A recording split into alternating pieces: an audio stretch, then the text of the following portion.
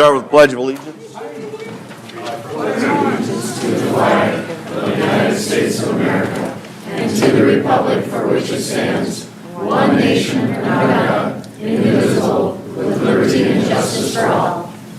Invocation by Salvation Army.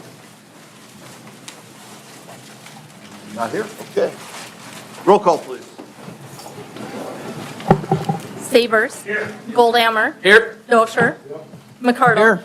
Barrington. Here. Baskey. Here. Charts. Here. Smith. Here.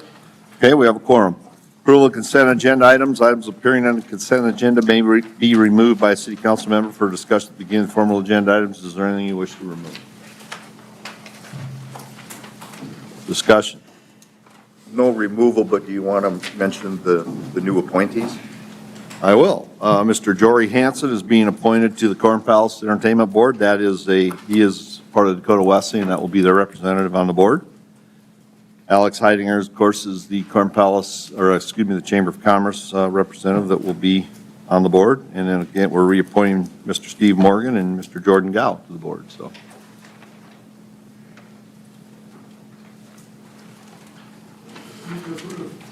Okay. Motion by Mr. McCardle, second by Mr. Bathke. Further discussion? Anybody in the audience wish to address any of these items? Roll call, please. Savers. Aye. Goldammer. Aye. Dosher. McCardle. Aye. Barrington. Aye. Baskey. Aye. Charts. Aye. Smith. Aye.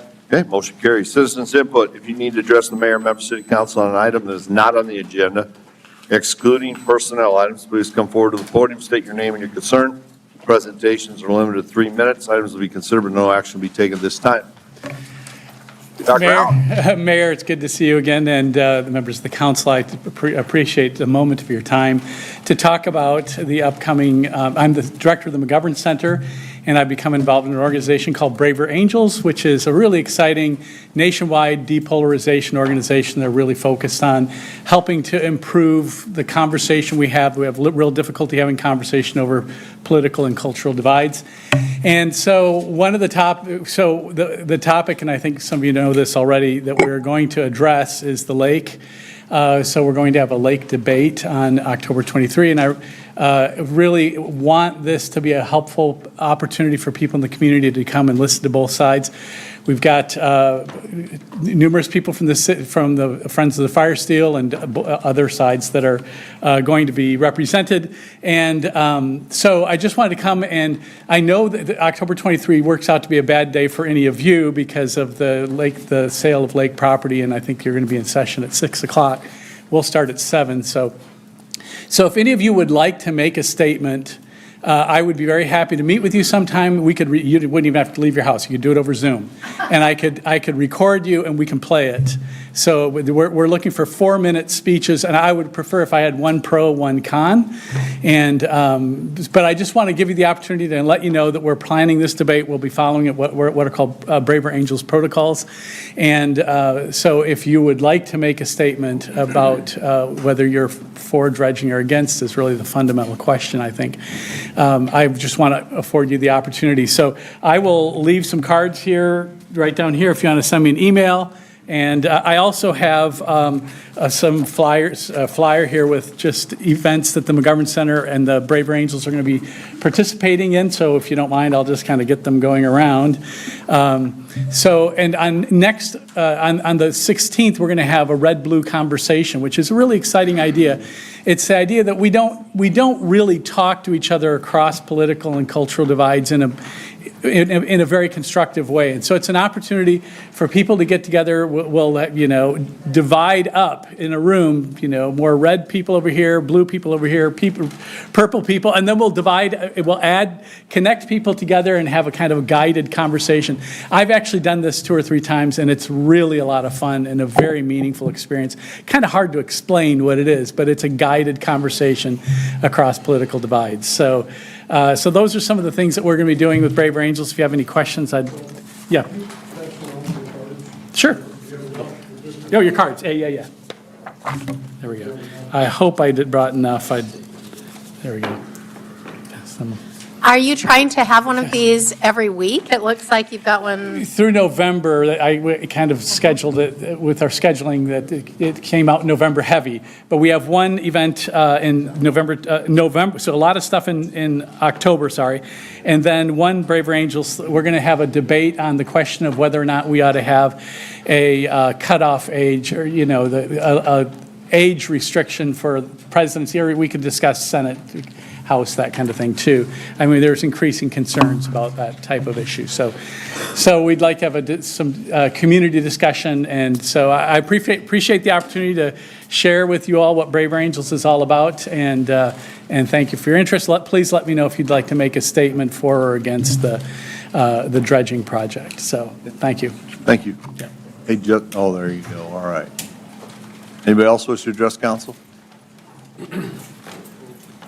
Yeah, my name is Stuart Hansen. First off, I have to say I'm very disappointed that the mayor didn't put out a letter from the desk of the mayor explaining why the city isn't following their own master plan for Lake Mitchell, which is on the city's website, like voting to sell our public access areas, which is what the mayor and the Chamber of Commerce were promoting, but they were supposed to be kept as natural preserves, helping to filter the phosphorus and contaminants from entering the lake. Yet the city is doing the opposite, and they're selling them. I've had several people tell me they voted to sell these lots, but after seeing the city's master plan, they wish they hadn't. So the way I see it, the 1,641 people that voted to sell these public access areas are only helping to make our lake worse. Also in the master plan for Lake Mitchell, the city conducted a survey to see if people would rent boat docks or boat slips, and almost 85% of the people said they would not. Yet the city is doing the opposite and building boat docks and boat slips for rent. Why? Especially at a cost of almost $1 million to the taxpayer. Also, the city says they are expecting to make $20,000 a year in rental fees from these boat docks and boat slips, and I'll be waiting to see that. Another way the city isn't following the master plan for Lake Mitchell has to do with no-mow zones that are also on the city's website. Sandy Beach, Amphitheater Park, Kibbe Park are supposed to be no-mow zones because that helps filter the phosphorus and contaminant from entering the lake.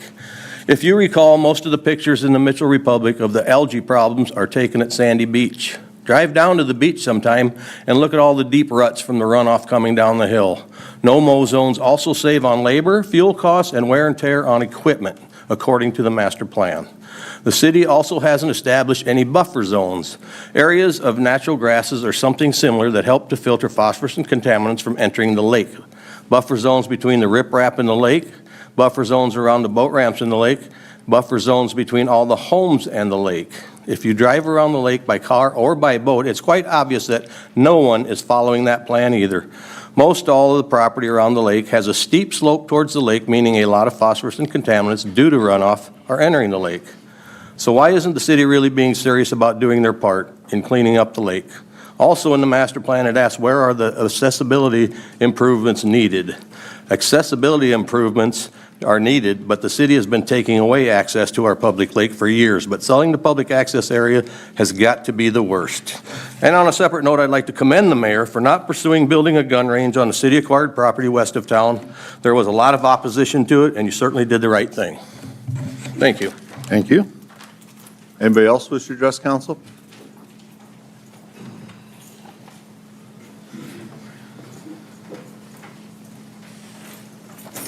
Hello, my name is Brandon Nagabar, and I'm the president of Horseman Sports Incorporated, the rodeo grounds out by the lake. I just want to set a few facts straight about some of the things that have been told this council and some of the things you've seen in the paper about what's happening. HSI has never denied the rodeo committee access to the property to remove their items this spring since the lawsuit. Jim Muskimmons will send me a text. We will open the gate, no problems. We do not limit them to their time. They're welcome to stay as late as they want. Consequently, they've only worked a few hours a night. And looking at my text messages, they've entered the property 20 times since early May, working probably 2, possibly 3 hours a night. If you add that up, that's 40 to 60 hours for the summer, with a limited crew. We're dealing with a bathroom, the west bathroom, which is half tore down, just sitting there in rubble. The pens, the rough stock pens that we've offered to buy, which they were awarded, but were not much use once they pulled them, are laying there in a heap on the north side of the old cement bathroom right now, which that old bathroom's been awarded to us. They are claiming they haven't been able to get their property off and so forth, and we have done nothing to slow them down.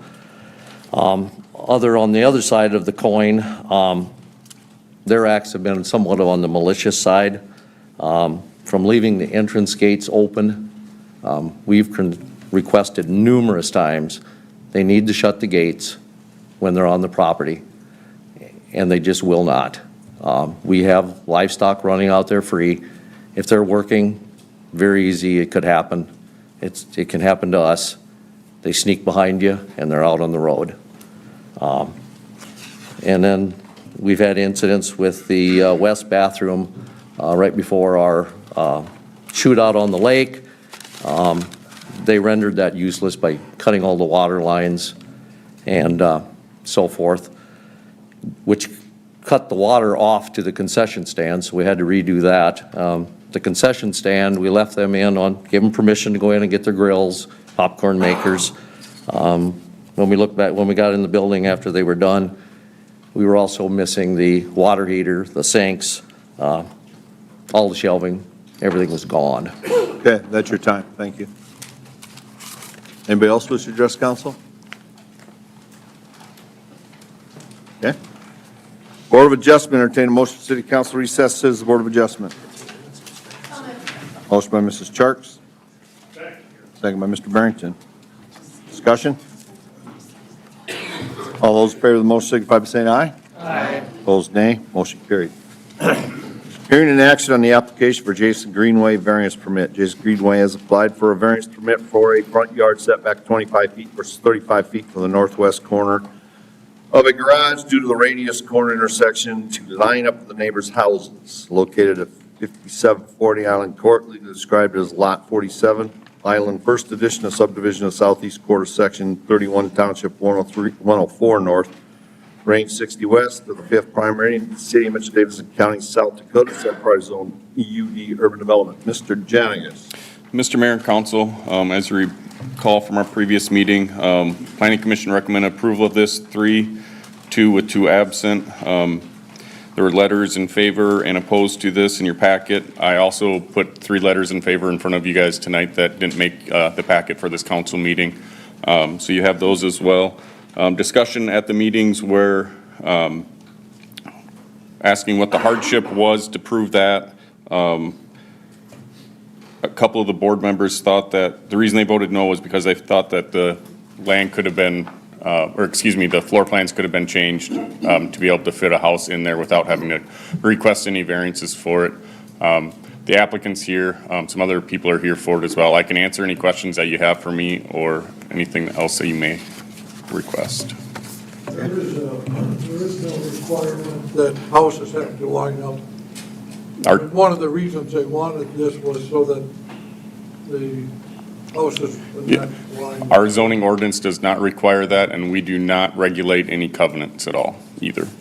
And my second question is, can you fit a 3-car garage and that's many square foot house on that lot without a variance? Yes, I believe you can.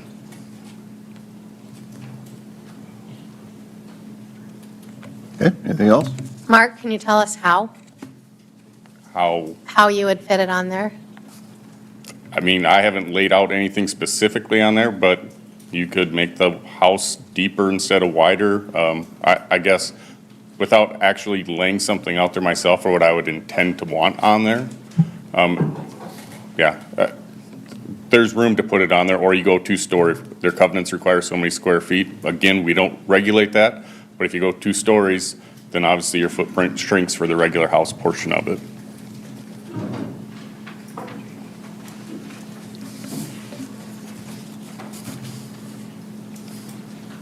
Yeah, anything else? I will be abstaining. Okay. Mr. Bath, you'll be abstaining. Is there a motion on this? Well, let's take a motion and we can discuss it. I'll make a motion to approve. And I'll Motion second by that. Mr. Smith, second by Mrs. Charks. Further discussion. All right, come on up, Mr. Greenway.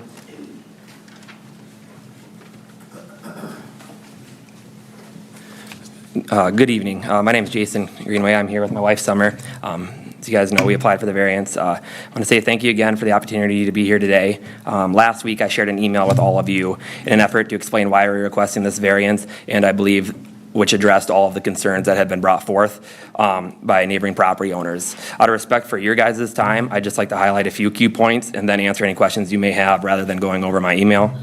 Precedence has been set by the City Council in the past with respect to variances previously issued in the island. One variance approved unanimously by City Council was for a 0-inch setback where 8 feet was required. The other variance, which was opposed by the same neighboring property owner, requested the same front yard setback we are requesting today of 25 feet versus 35 feet, in addition to a rear yard setback as well. This request was also approved unanimously. We are requesting this variance due to the unique shape of our lot to accommodate a very small portion of our garage. With the variance approval, the vast majority of the home will still meet the original 35-foot setback. It's just that northwest corner of the garage. To address some of the concerns that were brought up, the sight lines in particular. I do have a picture I sent in with some sight lines that I kind of wanted to just go through briefly if I could. I'm sure you guys have all seen it, but I just drew in some sight lines from the neighbors across the streets, porches, going east. Sorry, it might be hard for you guys to see. Those trees on the east side, the reason I drew them to there, those trees stand significantly taller than our roof line ever would. They're 35 to 45 feet tall. So they're sticking way above our house roof and our neighbors to the south house roof. And then as noted, I just noted some trees in neighbors' yards just to kind of describe where their sight lines would be viewing. So I don't feel like the sight lines are impacted in any way, shape, or form. Additionally, the grade from the west side of the street to the east side of the street would put their patios, we've shaved 2 feet off the top of our lot.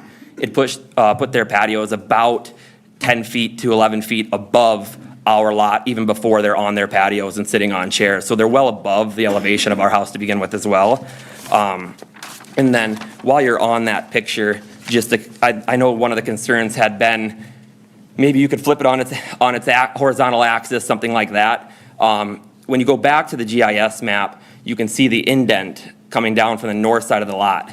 The reason flipping the house would not work is because then we would be requesting a north side yard variance rather than the front yard variance. And so in an effort to kill two birds with one stone here, we get to make the neighborhood look nice as well as get our house in the lot. I had a architect do a CAD file on the lot, the way it's sitting with the variance, and about 5.6 square feet of the roof would be sitting over the original setback requirement. So it's a really insignificant amount of the garage that is overhanging the setback in the first place, which is why we're requesting the variance. Last, safety will not be impacted by the location of the home as the intersection is very large and gradual. The city traffic department did address this at planning and zoning and stated safety is not a concern. Ultimately, my wife, Summer, and I are grateful for the opportunity to be heard. We are hopeful that we will be able to build our forever home and plant roots here in Mitchell. At this time, if there's any questions, I'd be happy to answer them. Any questions of council? Don't go too far just in case something. Okay. Anybody else wish to address this?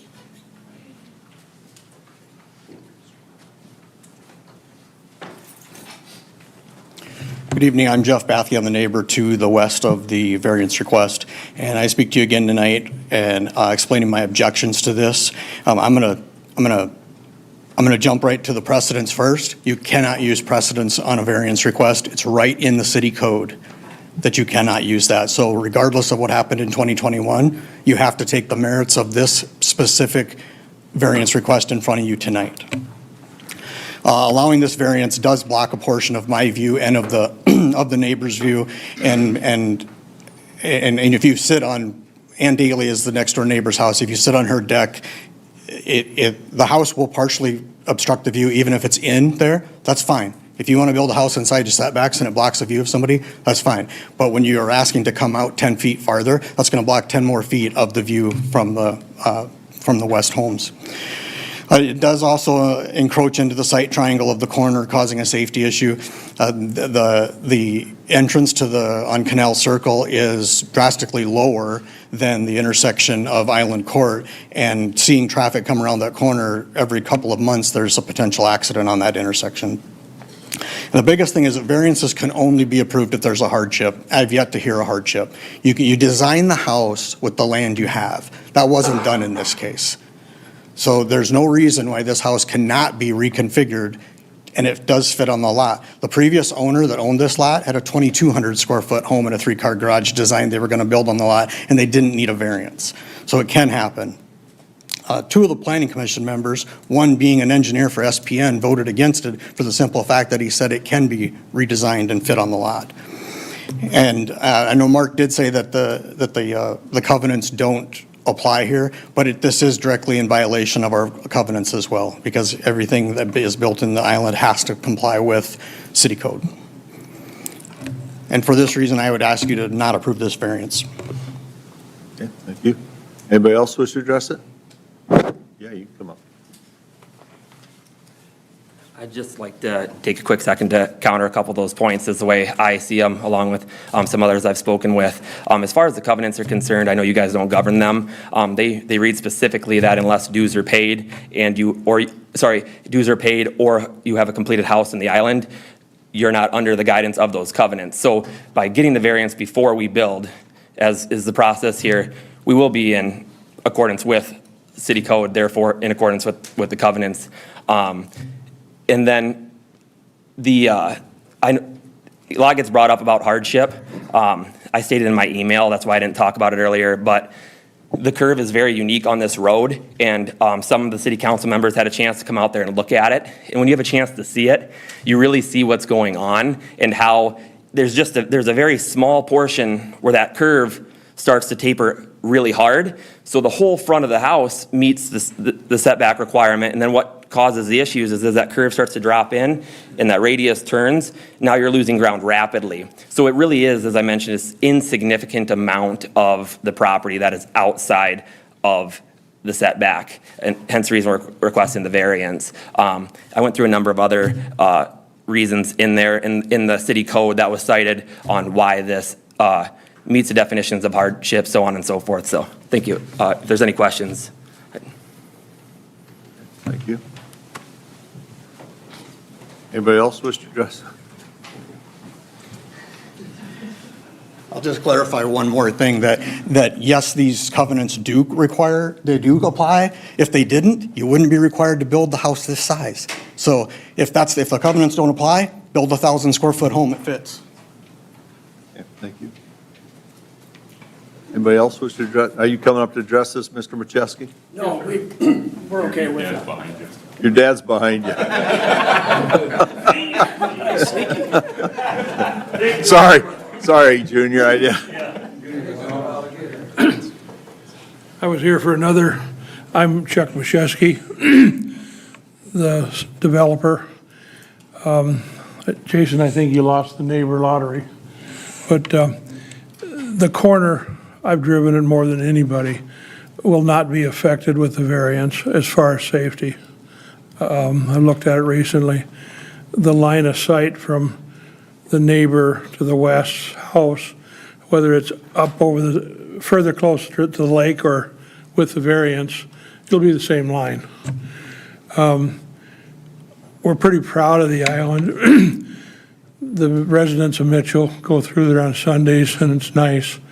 And I hope this young couple gets to live there like they want to. I'm not ready to cry, I just got a bad throat. They're bringing a business to Mitchell. This supermajority is strange. Urban development is strange. So that's some of what they're suffering. But this can be normally would be a pretty simple deal. Rather than live 10 feet closer to the lake, they're just trying to live 10 feet back from the lake. It improves their front yard. It will line up the houses, and as a developer, we like the look of that. Small thing, but so there's ways to put this on the house. Like Mark said, with a 2-story, whatever, but this is a nice house with a triple garage, and I hope 6 of you will see fit to let them do that, because one person's abstaining, and that's the same as a no. So they got an uphill battle to get their approval. But this young business couple, I hope they get to come to Mitchell and be happy with their move to Mitchell. Thank you. Anybody else wish to address this? Okay, let's roll call this, please. Sabers, Approve, yes. Goldammer. Aye. Dosher. Aye. McCardle. Aye. Barrington. Aye. Bathke. Abstain. Abstain. Charks. Aye. Smith. Aye. Motion carries. Thank you. Okay, hearing and action on application for Dalton Warren and Mandy Stevens variance permit. Dalton Warren and Mandy Stevens have applied for a variance permit for a side yard setback of 0 feet versus 3 feet on a side corner yard setback of 9 feet, 4 inches versus 20 feet. Construct a 38-foot deep by 30-foot garage located at 321 East 9th Avenue, legally described as Lot 1, Block 16, D.A. Scott's first edition. City of Mitchell, Davis County, South Dakota. Said property is owned R2, single family. Mr. Jenigas. Mr. Mayor and Council, Planning Commission recommended approval of this, but it failed 0-4 with 3 absent. There were 3 letters in favor, 1 opposed to it.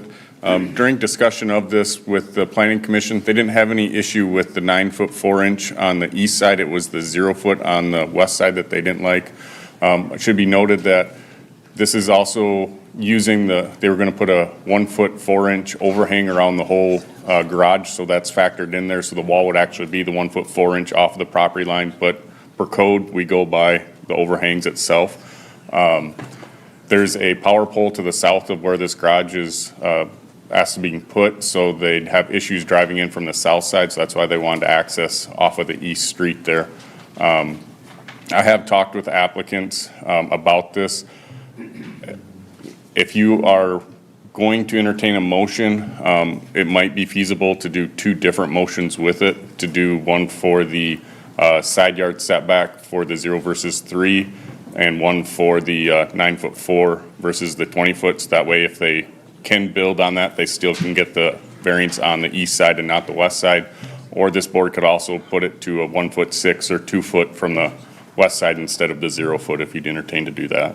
Applicants here, if you have any questions for them, or I can answer any questions as well. Yep. I just was curious, I can't tell if the person, okay, so 317 is the next door neighbor. Did they express any opinion one way or the other? I don't believe that one was one of them. I don't think so. No, it either. was 2 houses down that they had, the 2 properties that were saying they wanted more information. And it said we didn't send a site layout or anything. We just send out a notice to neighbors. We don't have any other information on there for them. I probably should have something on there directing them to the website, so that way they'd be able to pull up the packet. I'll look at doing that in the future for people to reference that. But specifically, my concern is specifically the neighbor directly next door to them did not oppose this. I did not get reached out from them at all, no. And out of curiosity, have you guys talked to your next door neighbor? Yeah, we're in good with the neighbor. We talked to her. Do you want to come up to the? My name's Mandy Stevens. I've lived in that home for 20 years. And for 20 years, my shed, you can see the little white box down in the corner, and the fence are actually on the property line right now with 0 setback, because I didn't know you were supposed to have one. But I have spoken with Elnora. She is fine with it. We don't have to, mow with that or mess with garbage or anything. So she did not oppose to it, to me, but. Then I'll move approval. Are you entering in from the east or from the south? I'm gonna second Susan, just so for state-wise. I'll second you, Susan. You moved approval. We would be entering off Langdon Street. Yes. Yep. You moved approval, Susan? Yes, I did. All right, so we have a motion by Mrs. Charks and a second by Mr. Barrington. All right, further discussion. Will be which direction? I'm concerned about snow. East and west. The gable end, we're gonna be going into the gable end. And, yeah, snow is. Snow's That's a going whole into nother the thing. alley, right? Right.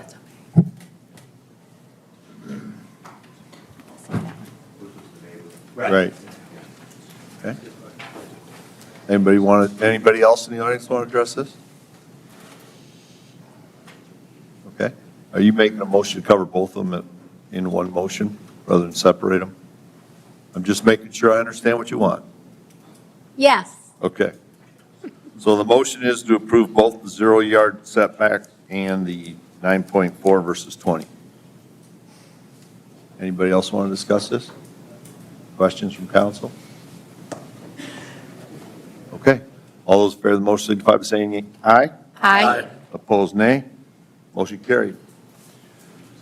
Hearing and action on the application for Candace George, a variance permit. Lincoln Negabar on behalf of Candace George has applied for variance permit for a rear yard setback of 19 feet versus 25 feet and a side corner yard setback of 8 feet versus 15 feet to build an attached garage located at 1203 North Sanborn, legally described as Lot 12, Block 26, Capital Edition, City of Mitchell, Davis County, South Dakota. Said property zoned R4, high density. Mr. Jenigas. Mr. Mayor, Council, Planning Commission recommended approval of this 4-0 with 3 absent. You see there were 5 letters returned in favor of this. This will be an attached garage as opposed to a detached. If it were a detached garage, they'd only have to be 16 feet from the property line to the north. That's a setback that's required for detached, but since it's attached, it goes to 25 feet. There was a variance that was approved to the north of this a couple of years ago. That was about the same setback there. This property, you can't park on Sanborn, and when Sanborn got redone, they also put a yellow line on 12th Avenue there as well, so you can't park on 12th in front of their place either. So they're looking to be able to attach it, get vehicles out of the elements, and then if they need it, have another space for a vehicle to park behind there. Applicants are here if you have any questions for them, or I can answer any questions as well. I'll move approval. Motion by Mr. McCardle, second by Mr. Sabers. Further discussion? Anybody in the audience wish to address this? Okay, all those in favor of the motion signify by saying aye. Aye. Opposed, nay. Motion carried. Hearing and action on the application for Jeffrey and Mary Lanning, conditional use permit. Jeffrey and Mary Lanning have applied for conditional use permit to operate a home occupation yoga studio located at 76 South Harmon Drive, legally described as Lot 5, Block 4, Indian Head, 2nd Edition, City of Mitchell, Davis County, South Dakota. Said property is zoned RL Lake District. Mr. Jenigas.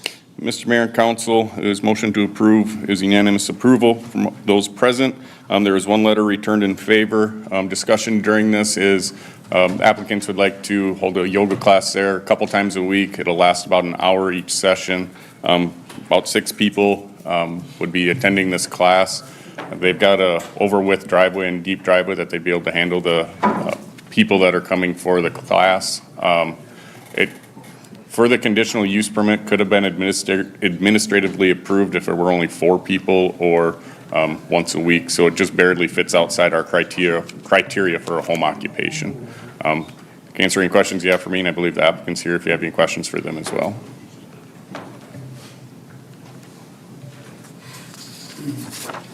Okay.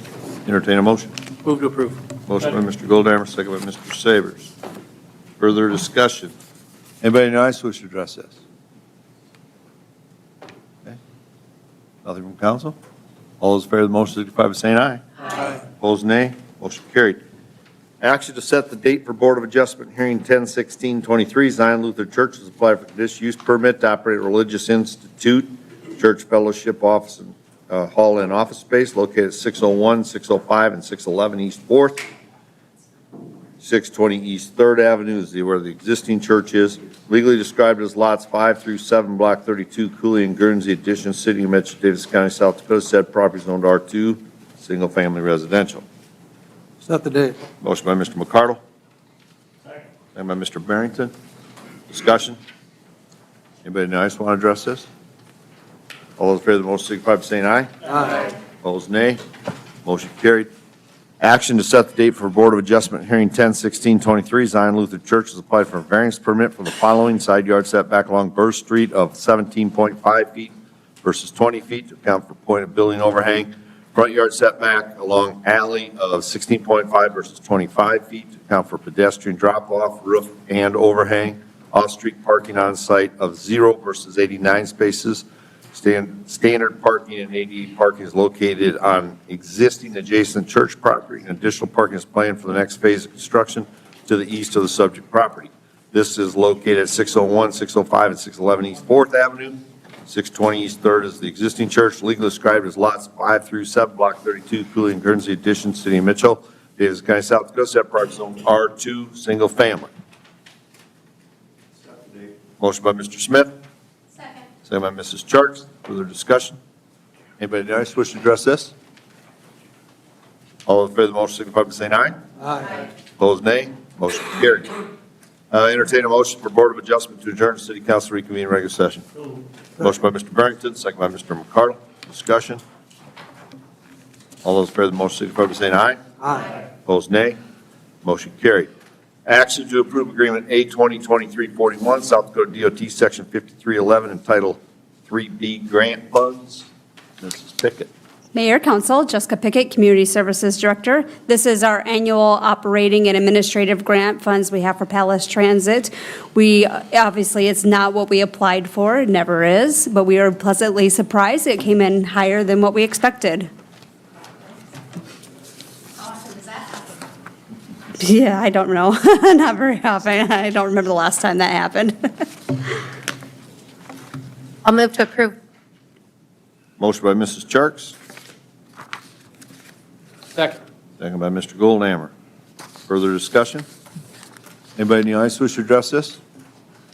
All those in favor of the motion signify by saying aye. Aye. Opposed, nay. Motion carried. Action to approve Agreement A 2023-42, South Dakota DOT Section 5310, Grant Rolling Stock. Mrs. Pickett. Mayor, Council, this is a grant that we applied for new buses. 24 and 2 means 24 passengers plus 2 wheelchairs. That's what that means. We applied for 2 of them. They are budgeted. However, as we've experienced, it's not easy or fast to get a vehicle these days. Our last vehicles have been over 3 years since we placed the order. So we're hoping for approval. We'll just have to carry these funds over until we can finally receive the vehicles. How long is it going to take to get them, do you think? Did they give you a date? We're at 3 years with the ones we ordered last time. Better order the next ones right now then. That's what these are. Move to approve. Motion by Mr. McCardle. Second by Mr. Bathke. Further discussion? Did you explore electric ones? So that was the next thing that was brought up. Don't expect to receive any grants in the future unless they are low, no emission vehicles. So they want the propane or the electric vehicles for your grant applications in the future. Because I know in Alexandria, they got an electric bus coming. I wish him well with it. Anybody in the audience wish to address this? Okay, all those in favor of the motion signify by saying aye. Aye. Opposed, nay. Motion carried. Action to approve Agreement A 2023-43, South Dakota DOT Section 5339, grant funds re-awarded. Mrs. Pickett, must be your show tonight. Mayor, Council, again, this is to go with 2 old grants. Because it took so long to receive the buses, the grants expired. And because the grants expired, they combined those 2 grants into one, what was left over of the funds, to receive another bus. We originally were going to get 2 more buses. However, you can see in the packet that due to supplier price increases, the prices have gone up. It was originally $130,000 per bus, or originally $104,000 per bus, and now it's $130,000 per bus. We were going to get 16 passenger 2 wheelchair vehicles. We're going to hopefully see if we can still get something to that. They also had to extend the wheelbase, as you can see in the packet. So this is to reissue those 2 grants that we were previously awarded and have been budgeted for, and get 1 bus instead of the 2 that we originally wanted. We may use the leftover funds, and I'll come back for possibly a transit van or something like that to utilize these funds for. Okay. Move approval. Motion by Mrs. Charks. Second by Mr. Savers. Discussion? Anybody in the audience wish to address this? Okay. Anyone from council? All those in favor of the motion signify by saying aye. Aye. Opposed, nay. Motion carried. Action to approve agreement A/2023-44, purchase agreement between the Mitchell Area Development Corporation, the City of Mitchell, for the acquisition of 620 North Lawler. This is the land, or the property over here to the east of Corn Palace, also known as formerly SPN Building. Mr. Johnson? Yeah, I think you've covered most of the particulars. This purchase agreement itself is pretty standard. As the mayor said, this would be for the 620 North Lawler property currently held by Mitchell Area Development Corporation. Purchase price is $180,000, and I believe you can see in here from the data Stephanie was able to pull together. The previous assessed value on the building was approximately 403, almost 104, or 404,000. So I think that's all. We can open up for questions if there are any. Motion approved. Motion by Mr. Savers, second by Mr. McCardle. Further discussion? Anybody in the audience wish to address this? All those in favor of the motion signify by saying aye. Aye. Opposed, nay. Motion carried. Action to approve agreement A/2023-45, an encroachment agreement relating to 166 North Harmon Drive. Mr. Johnson. All right. So in preparation of the coming auction for the lake lots, one of the things that we've been doing is checking the property lines, seeing what we can identify for potential encroachments. One of the encroachments that we were able to identify was in relation to the 166 North Harmon property that the city will be putting up. The encroachment comes from the 170 North Harmon property to the west. There are several buried drain pipes that cross the property line, and then a set of concrete steps that lead down towards the water. So the purpose of this agreement is basically to allow the property owner to not have to remove those encroachments immediately, but to give the future successful bidder at the auction the ability to have those items removed if they'd like. They also give the adjacent property owner some time to be able to remove those items, and that would hopefully coincide with some of the city's own relocation of utilities that we have in that lot. So I think that covers most of the basics. If there's any questions, we can open that up. I made a little visit out to, I believe it's Lot 2. And there's some, and the reason I did is because the interested party asked me to go look at it. And there's some drain pipes from downspouts, I'm assuming, going onto that property also. Track 2, it appears that those drain pipes from the east would actually be all off of city property. Now, the water would flow overground onto the city property potentially, but the drain pipes themselves do not cross the property line. But they would have the right to make them redirect them, correct? At this point, I would just say that would be a potential civil issue between the future purchaser, because, you know, property owner does have the right to be able to address their own surface water drainage. You know, the manner that they do that is, you know, a potential dispute between neighbors, but, you know, really, I think you're going to have to get deeper into the weeds as to what is or is not a reasonable use or reasonable redirection of those surface waters. Okay, anything else?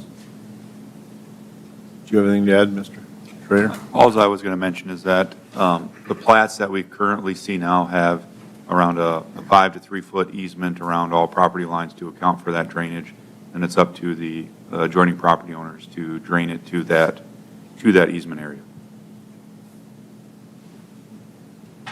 So are you saying that it already is within that 5 feet? I don't know for certain if the property that adjoins ours has the drainage easement, but it's something that we would probably build into our language potentially when we sell the property. and Justin can correct me if I'm wrong. Yeah, and I know that Joe hasn't completed the design work or potential design work as to the relocation of our utilities on those lots, not just this 166 North Harmon, but any of the other ones that we're going to need to relocate the drainage lines for. But what we'd probably be looking at is retaining some kind of a drainage easement on the edges of one of those, or one of the edges of those lots where it's necessary to either run a pipe or have the surface water go through that area. And I should say, once we have more details on that, we'll be making that public and getting that information out through the auction company and have that available for everybody to review. I'll move approval of the encroachment agreement. Okay, motion by Mrs. Charles, I'll second it. second by Mr. Goldhammer. Further discussion? Anybody in the audience wish to address this? All those in favor of the motion signify by saying aye. Aye. Opposed, nay.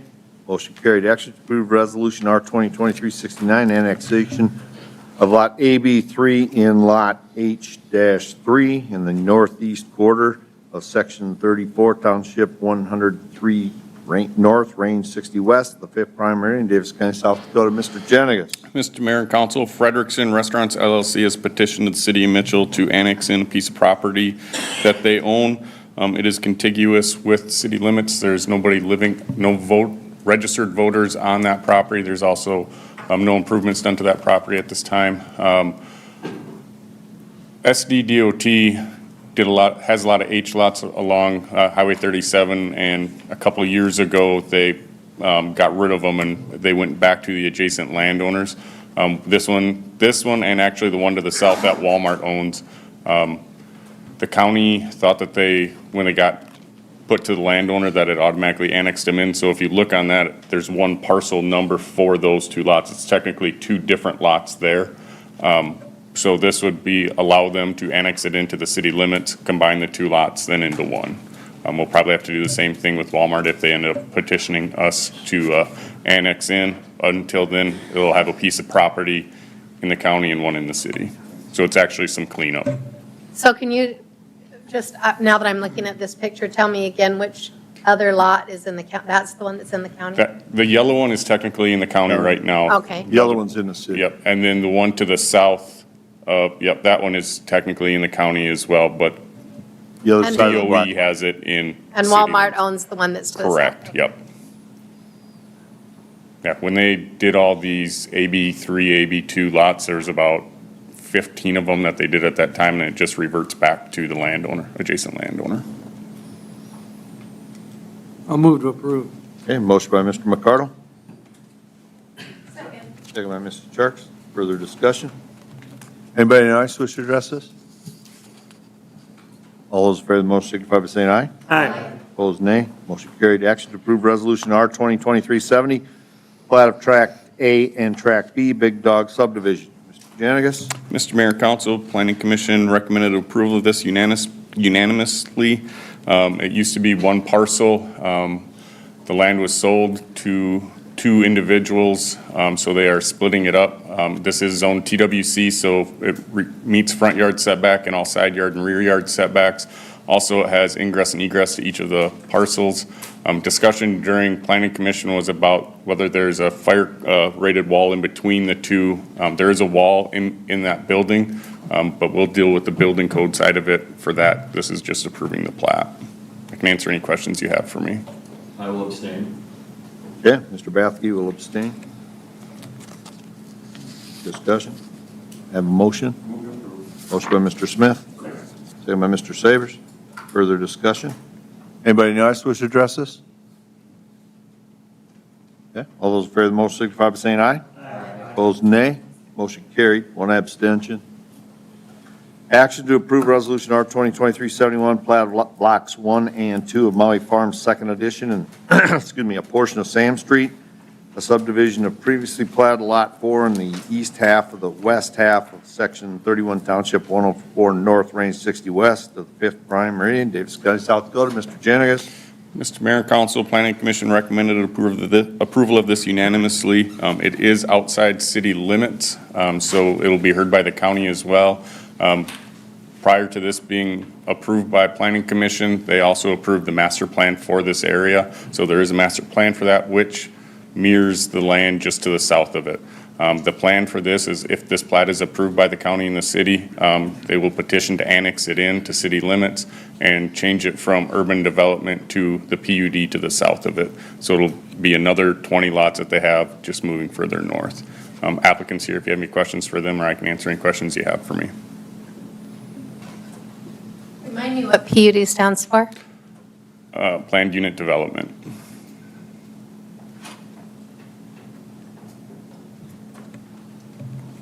Move to approve. Motion by Mr. Goldhammer, Second. second by Mr. McCardle. Discussion? Anybody in the audience wish to address this? Okay, all those in favor of the motion signify by saying aye. Aye. Opposed, nay. Motion carried. Action to approve Resolution R 2023-72, plat of Plot 22, Block 7 of Westwood First Edition, a portion of West 15th Avenue. Mr. Jenigan. Mr. Mayor and Council, Planning Commission recommended approval of this unanimously. In the future, you'll have a TIF coming in front of you. When we were describing the boundaries for said TIF, it got a little hard to understand where the boundaries were going to be, so we asked the developer to plat this portion of ground, so that way we will have an actual legal for this area. Lot 22 is, there are no plans at this point to develop that, but with platting Lot 22, they are also extending West 15th Avenue across, which the TIF that will come in front of you is for West 15th getting done. I can answer any questions you have for me, or the applicant is here as well.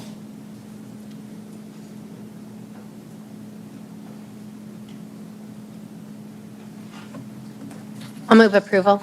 Motion by Mrs. Charts, Second. second by Mr. Barrington. Further discussion? Anybody in the audience wish to address this? All those in favor of the motion signify by saying aye. Aye. Opposed, nay. Motion carried. Action to approve Resolution 2023-75, a resolution of intent to amend the lease of the Mitchell Rodeo Foundation. Mr. Johnson. All right, so easiest way to think about this item is basically setting the date for the hearing and action on it. So the hearing will be next council meeting, October 16th. What will be discussed at that time is the actual amendment to the lease. As I mentioned in the staff report, primary purposes of those amendments will be to basically facilitate the financing that they're trying to obtain to do the improvements on the new rodeo grounds. In addition to that, they are requesting that the term of the lease be extended an additional 2 years. Basically they've had approximately 2 years under the lease right now, so basically they're looking to restart it fresh and have it run the original 20 years. And you do that by adding the 2 years on there. The additional item would be they're requesting for the time that they've spent under the lease now until the beginning of next calendar year. They have the rent reduced on that from the $7,500 per year to a total of $500 for that time that's elapsed so far. So those will be the future items for discussion. Just wanted to give the council the heads up on that. Obviously, the action tonight is just setting the time and place to have that hearing and action. So if there aren't any other questions, I can leave it at that.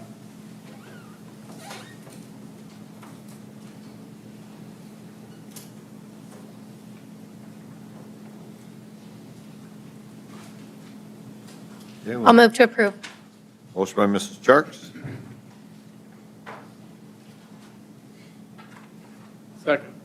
second, who seconded? Second by Mr. Goldhammer, thank you. Further discussion? Anybody in the audience wish to address this?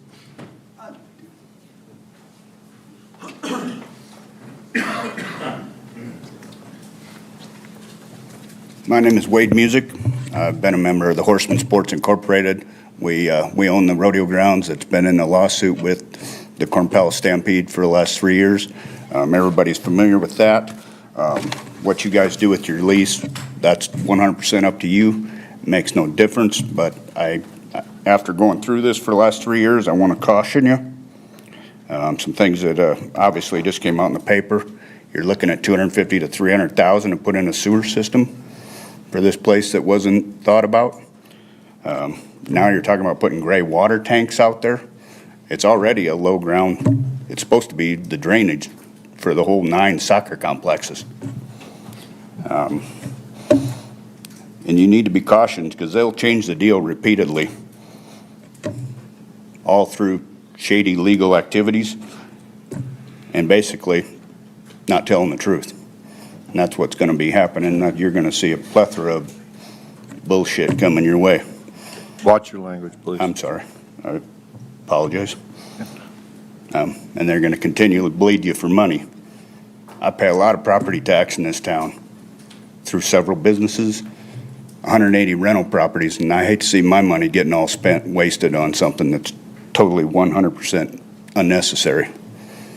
If you guys want to help somebody out, come talk to Horseman Sports. We could use some improvements Right on now, our the city's got facility, no too. money going into this facility, so. Well, they're coming at you, asking for a bunch. They've made some bad decisions, and now it's in their lap. I just hope you don't bail them out. Any questions from me? Okay, thank you.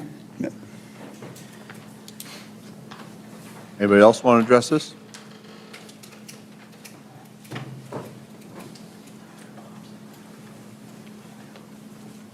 Mayor and council members, I'm Jim Miskimmons. I'm president of the Corn Palace Stampede. I think that we can address anything on the merits of this when you have another hearing, should you grant us that opportunity. I would be happy to answer any questions you might have. Any questions for Mr. Miskimmons? Okay, thank you. Thank you. Anybody else wish to address this? Okay, all those in favor of the motion signify by saying aye. Aye. Opposed, nay. Motion carried. Second reading on ordinance O 2023-08, rezoning lot 23 of Starlight Estates from urban development to highway business. Mr. Jenigas. Mr. Mayor and Council, as a refresher, Planning Commission recommended approval of this 5-0 with 2 absent. There was 1 letter returned stating they were opposed. They just had more questions about this, what was going on there. During Planning Commission and Council, the applicant said that he is going to use this lot to do some multifamily housing on it. He plans to do 2 5-plexes that will run north and south. Entrance will be off of East Spruce Street, not down Urbana Drive. By rezoning it to highway business, it helps him out with setbacks to the south. In urban development, it's 35 feet. In highway business, it's 0. Looking at preliminary plans, it would be an 11-foot setback on the south side of this. He also owns the lot to the south of that, so he anticipates moving it further to continuing it on into that next lot. It is in the county right now, so he would have to annex it into city limits if he were to try and get city services for it. In urban development and in highway business, multifamily housing is a conditional use permit. So whether it was urban development or if it gets rezoned, it still comes in front of this board for your approval for multifamily housing.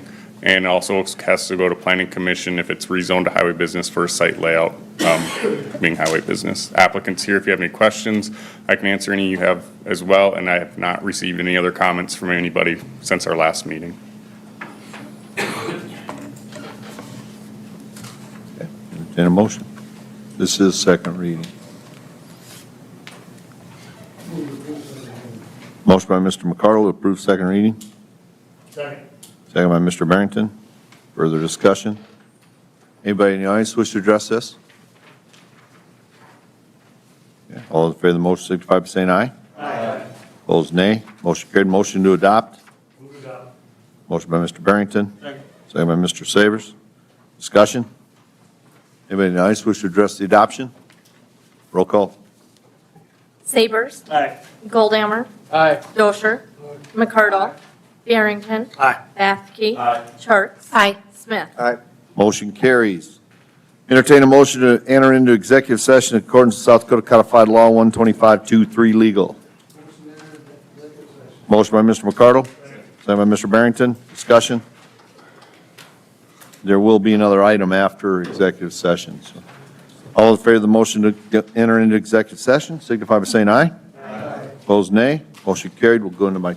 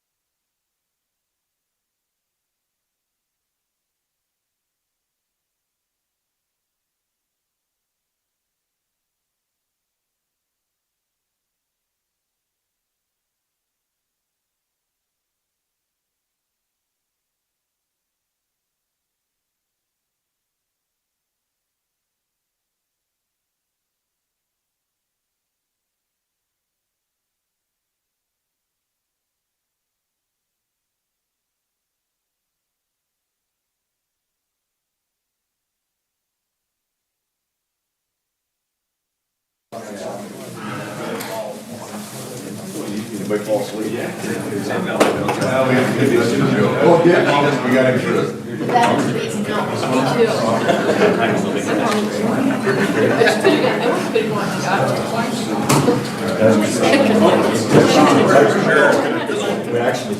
Weak bladders.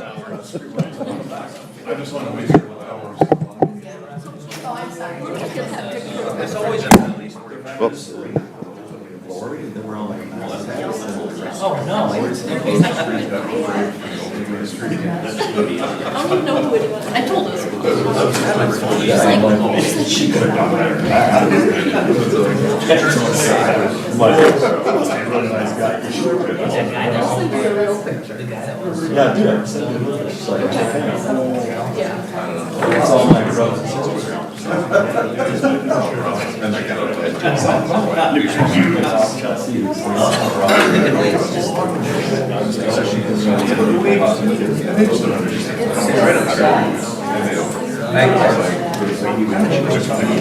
Oh, I see. I said that.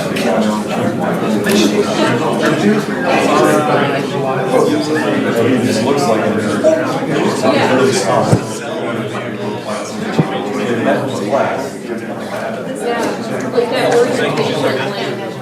Okay, City Council's back in regular session.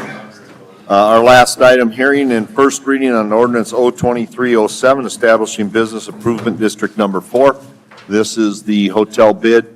As some of you are aware, we are currently $1.50 for a hotel bid. $1 of that goes towards the swimming pool, which will be paid off here as we get closer to the first of the year.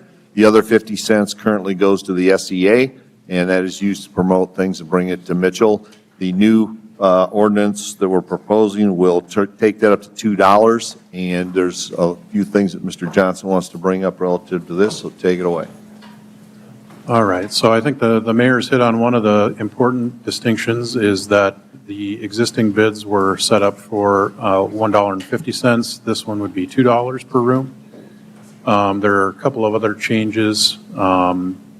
As you recall, about a year ago, we tried to go through the process of getting the existing bid kind of updated and codified, and ultimately that effort stalled out. After that, I know that Stephanie and some other staff members met with several hotel owners in discussion on how to bring this project back. Ultimately, the direction that they got was to help make it more consistent with how other cities are doing it. So that's how Stephanie and the other staff members involved initially proposed the ordinance. They modeled it after essentially how the majority of other cities were doing that. Pretty much every other first-class municipality that has a bid is set at $2 per room per night. A majority of those have bid boards set up that make their recommendations as to how those funds are spent, and then those funds are allocated by the council annually. And I lost my train of thought. And a majority of those other cities also allow those funds to be used for those purposes that are allowed by state law. So really, those are the bigger changes that we'd be making. And instead of having those percentages hard-coded like they were in the past bid, where 50 cents was scheduled for the SEA, $1 was towards either the indoor pool or previously the ice arena. Now those funds are going to go into, essentially one pot. The bid board would meet annually to recommend a budget as to how those funds should be allocated, and the council would then allocate those on an annual basis. In discussion with some of the hotel owners and with the bid board last week, there was some opposition to various points of the ordinance. The one addition that I guess staff and the mayor decided to bring back and propose to the council tonight would be the addition of one additional section. And I will pull that up for you in just a second.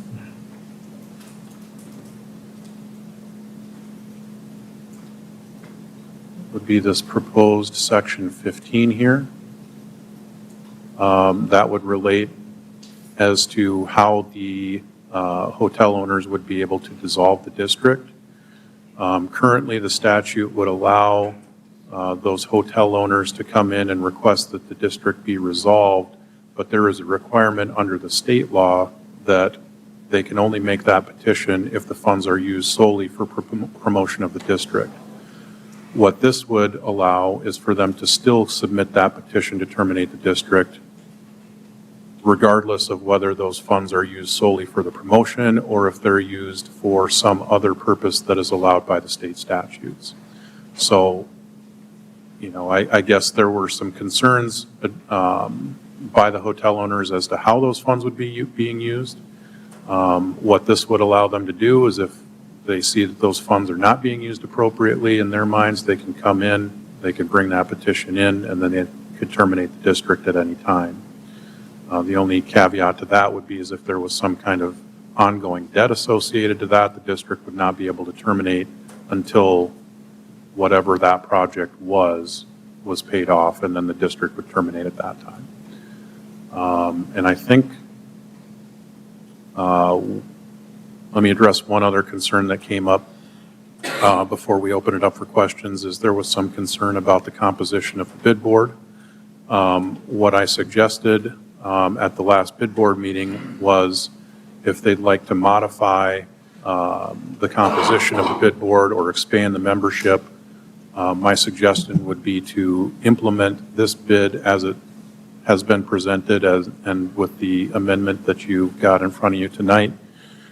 And then once it's implemented and once it's effective, they can request to come in and expand that membership however they'd see appropriate.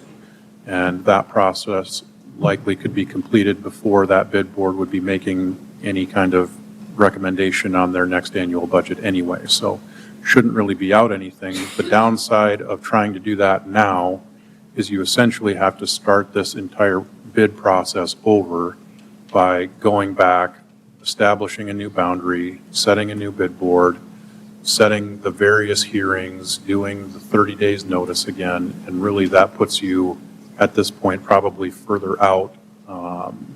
It could very well be after the existing bids at least have part of their funding lapse. So this would still get everything in place before there'd be any possibility of any of the other bids falling off, or any of the other bid funds falling off. And it would still allow you to come in and make any of those changes that you wanted to before the bid board would be doing anything again. And like I said, if they come in and they make a request to expand the membership and council decides not to do that and the hotel owners take exception to that, they would once again have the ability to come in and bring in the petition to terminate the district. And, you know, we would consider starting over at that time or just letting it lapse, turning it over to the private hotels to do their own thing. So, Justin, a question on this new section that's being proposed, which I totally agree with. We can add that tonight in the middle of the process, and we would not have to start over. We can continue with the timeline that we have set. So, because the dollar bid, and we don't know exactly, but somewhere in December and January is what Stephanie told us, that the dollar bid's going to drop off. The dollar for the indoor swimming pool will drop off once it's paid off, which should be right around, well, It should be soon. Mrs. Bathke could probably tell us exactly. Yeah. Yeah, I didn't bring numbers with me, but it should be like within, I would think the next month even, maybe. Oh, okay, so it might even be quicker than that, so. So yeah, with this going effect January 1, you may already have a dollar that's lapsed in the meantime. So, but you're correct, Jeff, that I lost my train of thought again. We can add this at this point. Yeah. I will So make that motion to add this, so then the hotels can, at the majority of the hoteliers, they can end this at any point in time that they feel that it's not being run correctly. Okay, so your motion is to amend the To ordinance? To include the, Yep. terminate the dissolution. Okay? Motion by Mr. Smith, second by Mrs. Charks. You second it? Okay. Yeah. Further discussion on that? We okay to go this route? Yep. Mr. Attorney? Okay. Yep. Anybody in the audience want to address this part? Just that specifically? This is strictly the dissolution clause. Okay? All right. All those in favor of the motion, signify by saying aye. Aye. Opposed, nay. Motion carried, so that will be added. Yep, so when it comes back, if it comes back for a second reading, this would then be included in the ordinance at that point, so. Okay? Yeah, to get back to your point, Jeff, making a change like this is no problem. The problem that we have with making an amendment right now would be either to the district boundaries itself or to the bid board makeup at this time. So those are the two things that have already been previously established by council. So those are the two things that we can't really change at this time without starting the process over. Okay. All right, so this is a hearing, so we can take public commentary if you want to come up, Mr. Thompson. Sure. Thank you, council. Appreciate the time. First and foremost, this whole process obviously has gone a little crazy on us. I mean, there's been a lot of, I think, some harsh feelings probably on both sides, but I'd like to just make some comments to maybe just settle everybody down and calm everybody down a little bit. First and foremost, I want everybody to understand that has not been intimately involved in this. The majority of the motel owners have always supported the $2 bid. That's not an issue. We definitely supported it, wanted to do it, but what we've learned, and I've learned over the years, quite bluntly, the devil is in the details. And until you see the actual resolution, you don't know what you're getting until you read it. And once we were able to finally see that document, that's when we had a few concerns. Don't let that shock you. We're very pleased with the progress that we've seen. We're very pleased with the additional language that you've added. It calms a lot of our concerns. But I was not able to be at the Friday session of the first bid board meeting that you all had. I was in Arizona at the time, but I did take the time to listen to the conversations. And quite bluntly, I was very encouraged by what I heard with that. I think you've addressed, a number of those concerns that we've had. And I just wanted to reiterate that the two major concerns that we had, the one was around the representation issue. And, I'm comfortable with what you're, recommending at this point, that we can address that at a later time.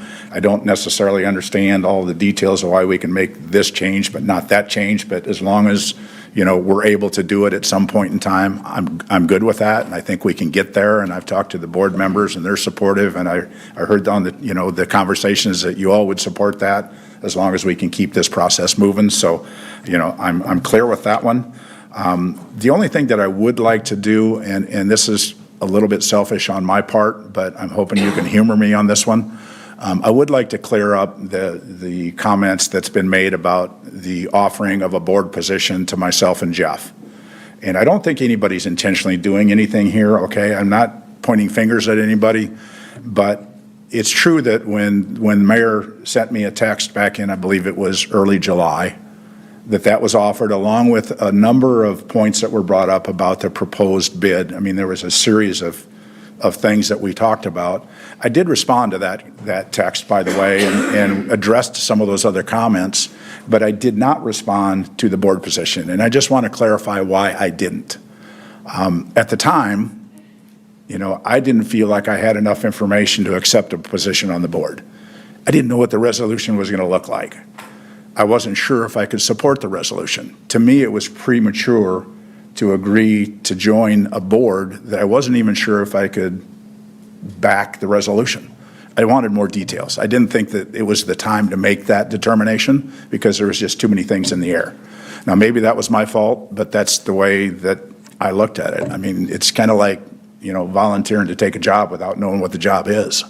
You kind of like to know a few details before you accept that, because when I accept something, and when I'm on a board, I'm all in.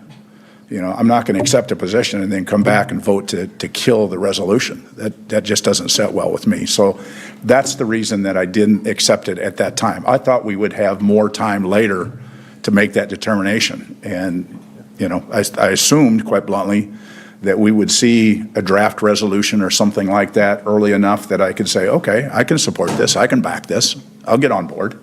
But unfortunately, that didn't happen.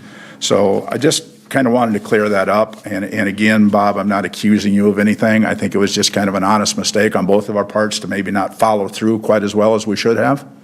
But Oh, don't worry, I get people accusing me of things all the time. well, I just want people to understand that I didn't do that intentionally. I wasn't doing that to be spiteful. Well, I think you had bigger items on your mind. Well, and that's obviously an issue. I mean, most of you know my current situation. And, I'm still in the middle of treatments and quite bluntly, not even sure what the outlook is. So I did have a lot on my plate, not trying to defend that because that wasn't the primary consideration. The primary consideration was not knowing what the board consisted of.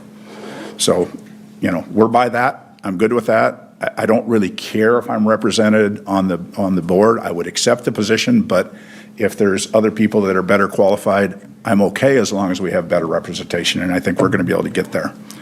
So the other concern that I voiced was, and a number of the motel operators voiced, was the use of the funds and how the use of the funds was going to be. And, again, partially my fault. When we made the original recommendations, when we met with the mayor and Stephanie, and I think Aaron was in the room, and, I was under the assumption that if we had a bid board, the bid board was kind of the final authority, if you may, on how the dollars were to be spent. I get it now that that's not even available. State law doesn't allow you to do that. And I totally understand that and get it. But when we read the ordinance, the concern that we had is we had, I think unintentionally, again, I'm not going to point fingers, I don't think anybody did it or defined the bid in the manner they did to intentionally lose that ability to repeal. But after talking to the attorneys, and I think you all talked with Don, he brought it to our attention and said, well, if it passes the way it is, you have no ability or no recourse if things go sideways and the funds aren't used in the manner that everybody expects them to be. And that's what really started the repeal petition, is because we said, wait a second, there needs to be some safety checks, if you may, to make sure that the dollars are spent. And I'm not accusing this council or anybody else of us not trusting you. Quick question, have the funds have always been appropriated correctly, don't you think? But in the previous bids, quite honestly, those were all defined for the exact purpose they were going to use those funds for. It was always defined for either the conference center, the sheet of ice, or the aquatic center. It was defined in the resolution what the use of funds was, along with the 50 cents that went to the Sports Authority. So in the case of the previous bids, it was all defined. There was no argument of how the use of funds were going to be determined. This one's different because we're talking about a bid that we're not defining the terms. We're letting it go on basically forever unless it's repealed, and it's up to the bid board and the council to determine how the funds are used. So it's like comparing apples to oranges there. I mean, I get what you're saying, but in the other situations, it was predefined, so there was no argument on where the money went. You couldn't change it. But the bid board will have to say where the money goes, and that's going to be. The bid board is an advisory board. They'll make a recommendation. They make a recommendation, but the council can choose to either follow that or do their own thing. Now, I know that with this in there, the dissolve language, you'd be kind of foolish to not listen, because if you go off and do your own thing, then we have some form of remedy. If that language wasn't in there, you could have went out and done your old thing, and you could have turned this into a maintenance fund rather than a promotional fund. Which we'd never do. Well, I don't disagree that you may not, but how do we know who's going to be the mayor and the council 10 years down the road? I mean, I've seen stupider things happen in my lifetime. So, I mean, we're just looking at trying to protect the interests and utilize the funds for the purpose that it's intended to. I mean, we all agreed ever since we met that first meeting that the primary purpose was to bring people to the community, to stay, to spend money, to generate sales tax, and attract people to our community. It's advantageous to both of us. So we all agree with that.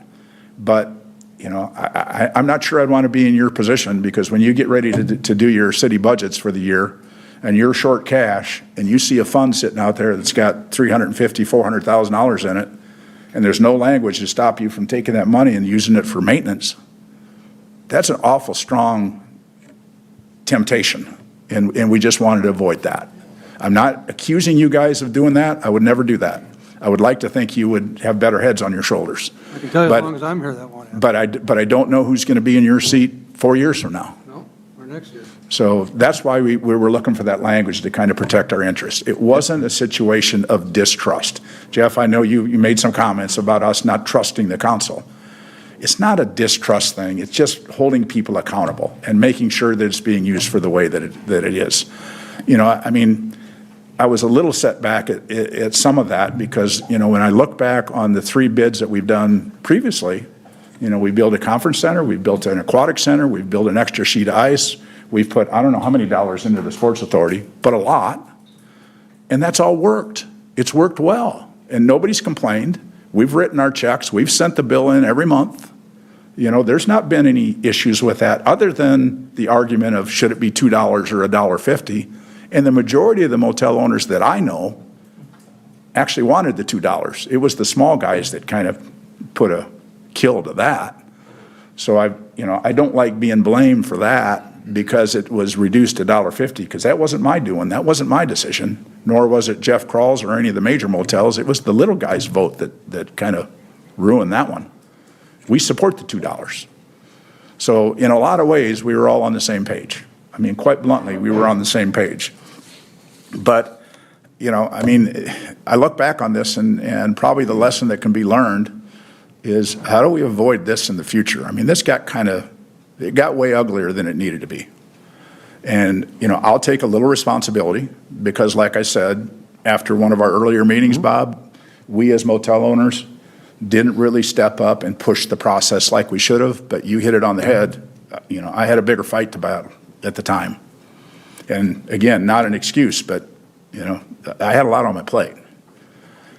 Once you guys developed the resolution, you know, I'll admit some fault, but once you guys developed the resolution, what would have prohibited you guys from just saying, hey, motel owners, this is what we're thinking about? Take a look at it, give us some input, and if we have to make any changes, we'll do it before we start this legal process of the first reading, the second reading, and all that stuff. A little better communication by both parties could have probably saved a whole lot of aggravation.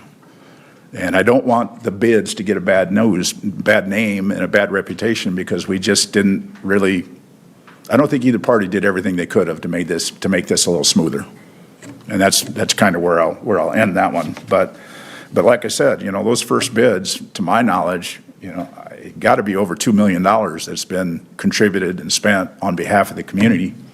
So, you know, let's focus on some good things that happen from these bids rather than squabbling about a little misunderstanding along the road that we had here. So, you know, I'm here today to basically just say, you know, we're in support of what you're doing at this point with the changes that you've made. We still got a little work to do on the representation, but I'm comfortable we'll get there. You know, I hope everybody honors that. I think they will. I don't have any reason not to believe that.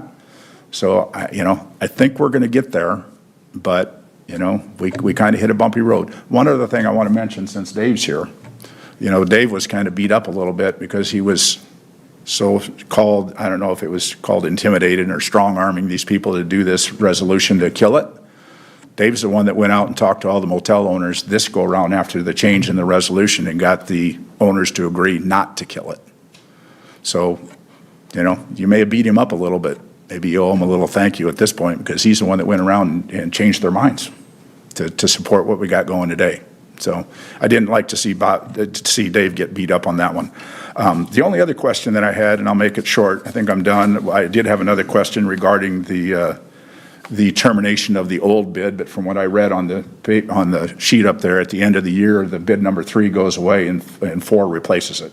Is that correct? That would be it'd be bid 2.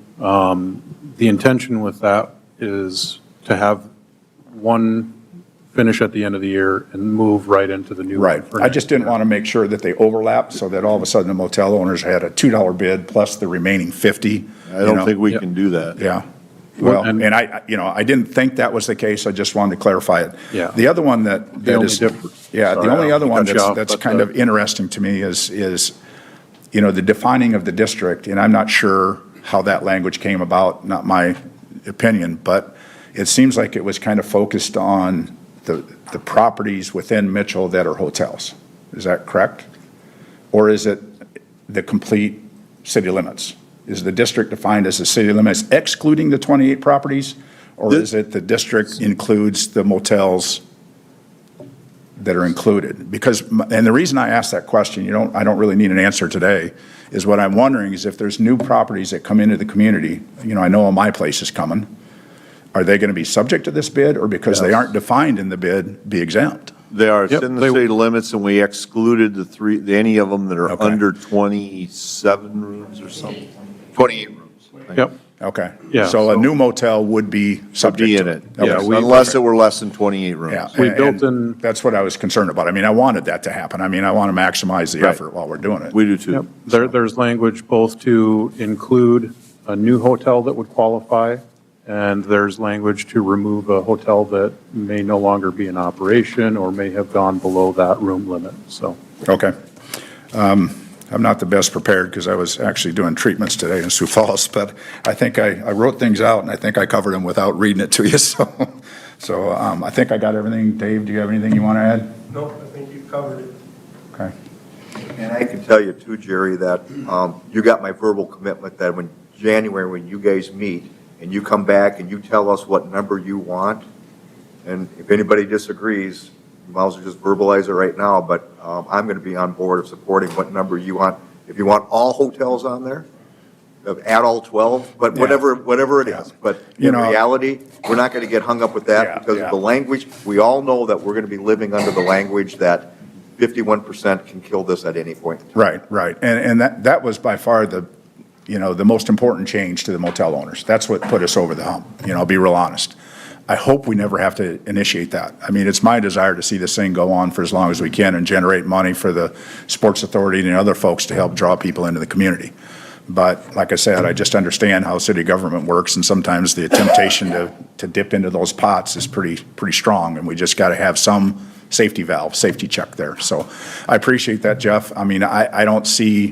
I don't see everybody wanting to be on this board. I don't even care if I'm on the board. Like I told the guys that are here, even if I'm not on the board, I'm going to the meetings. I'll express my opinion, and I'm pretty comfortable that they're going to listen. And they are open meetings, so anybody can go and express. So, I'm not going to get hung up on a lot of that, and, I think we can get through that portion of it. I just, and again, when I messaged Bob, it's like, not that I'm against the guys that are on there now, because I think they deserve to be represented. But let's face it, the way it is now, the motels that are going to contribute the most revenue because of their size and their occupancy and everything else, if you look at the other bids, we're not included. And that seems weird, but we'll get there. Yep. So One other quick thing I was going to note, that a little over a year ago, the city council committed to hiring an events coordinator. I don't know what his official title is. Right. But regardless, now we've got somebody full-time that is literally trying to bring events to Mitchell, where before, as Dave and everybody that sat on the SEA would know that, we would have people come to us. Now we've got the ability to go out to them and search and bring more events. So in my mind, we're going to need more money.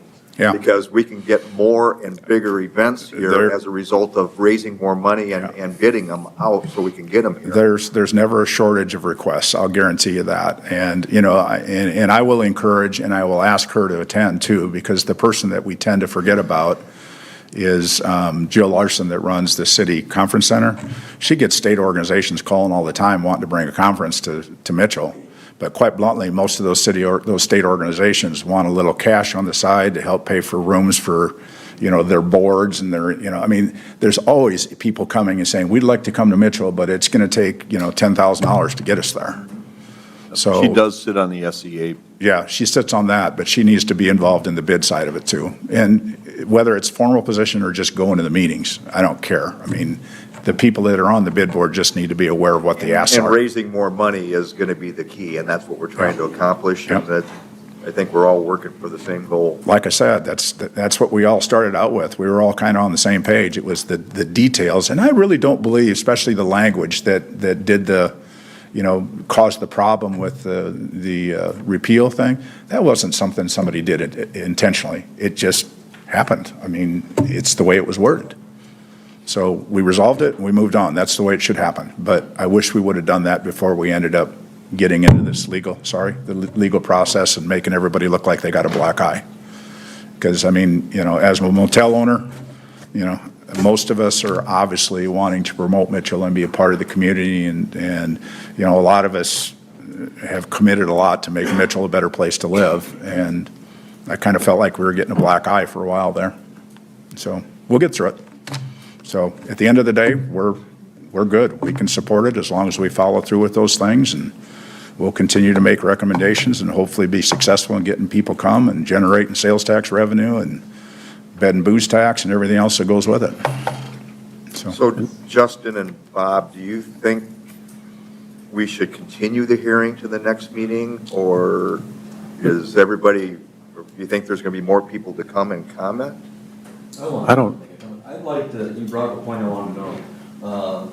The gentleman that runs, I guess it goes back to Steve Rice saying he wanted to see what the return on the investment was for hiring an addition. I would like to see that.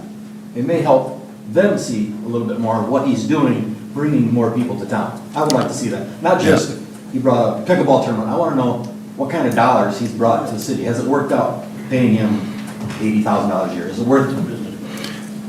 Well, I'll tell you, we don't pay him $80,000 a year, but yeah, we can. Yeah, Mike, part of your point's right, but I mean, and that's part of the reason I want more representation, because if you have more representation that's aware of what the results are, that'll help keep it at bay so people aren't out wandering around saying we want to repeal this thing.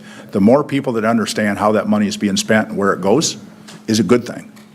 If you try to keep it a secret and, and hide it, that's when you start getting people going, what the heck is going on? They aren't doing anything and da-da-da-da. So the more people involved is not necessarily a bad thing. And I know, Bob, I agree with you. Big boards can be a real pain in the butt. But in this case, you guys are still going to make the final decision. The bid board will deal with that and we'll work through the details. And I don't want to get carried away. I don't want every motel owner on there. That's not necessary. But I think we needed better representation than what we've currently got. And knowing that every hotel owner can be at the meetings and can have Absolutely. input is important. Absolutely. I'd like to see, and I'm just talking out loud now, but I mean, I'd like to see if we're going to have these bid meetings, I think twice a year is probably, even though you do your budgets once a year, I don't think it hurts to get together twice a year. I'd like to see the motel owners combine a meeting with it and say, we're going to have a little association. Now, you got to be careful because you don't want people saying you're setting prices and you're doing this and you're doing that. But we as a group don't communicate very well. I mean, we don't. We're kind of in competition. So, it's not like we're best friends. Yeah. And what you could do also, Jerry, is when you have those meetings and it's obviously going to be open, you could invite people in with their suggestions on, we just mentioned pickleball. We could have had a pickleball court years ago, and we could have been drawing tournaments in or whatever. And I'm not saying that is what, but what you could do is you could have, just like on the SEA, they come in and make a presentation to you guys, you talk about it and say, well, this is something we can get behind. Yeah, well, pickleball is one of the fastest growing sports in the country right now. So, is that a potential opportunity? Indoor and outdoor. Well, from the motel owners, if we had indoor where other people didn't, that would bring people in the wintertime where we need the rooms. That would be I think a lot of the motel owners would look at that and say, something to drive winter room nights? Love it.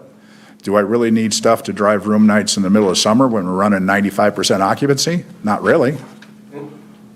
So, I mean, again, it's just communication. It's communication and working together. And, and I'm not here to point blame at anybody. I just want people to learn from this thing so that maybe in the future we can communicate a little better, work together a little better, because we weren't your enemy. Contrary to what people may think, we were not your enemy.